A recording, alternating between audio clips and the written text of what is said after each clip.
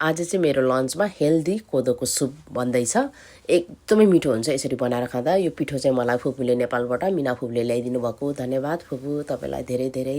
एकदमै organic पिठोबाट soup यसरी बनाएर खाँदैछु आज मैले। फर्स्टमा म चाहिँ एउटा भाँडामा मैले दुई स्पुन चाहिँ दुई स्पुन चाहिँ पिठो राखेँ। अनि त्यसपछि यसरी घोल बनाएको छु। वरिपरि राम्रोसँगले यसलाई घोल बनाउनुपर्छ। यतिको जस्तो पानी चाहिँ एकदम धेरै राखेर घोल बनाउनुपर्छ। अनि मैले यता एउटा फ्राई प्यानमा चाहिँ घिउ राखेर ज्वानोलाई फुराएको छु।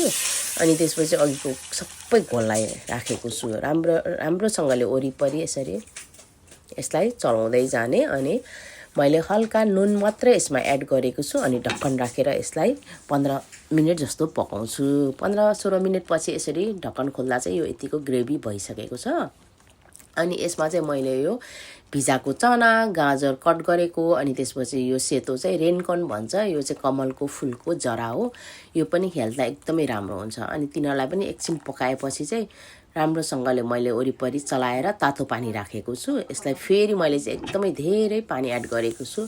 यो बिचमा चाहिँ मैले यो बदामलाई हल्का फुराएको छु अहिले राख्नुलाई। अनि यो ढक्कन खोलिसकेपछि मैले फेरि हल्का नुन राखेँ। अनि त्यसपछि यो हरियो केराउ राखेँ। केराउ चाहिँ छिट्टो पाक्छ अनि कालो हुन्छ, अनि त्यो भएर लास्टमा राख्ने। यो चाहिँ फाइनल चाहिँ यस्तो राम्ररी पाकिसकेको छ। चेक पनि गरिसकेँ मैले। अनि त्यसपछि चाहिँ यहाँ यो कट गरेको बदाम होइन, क्याबेजलाई राखेको छु।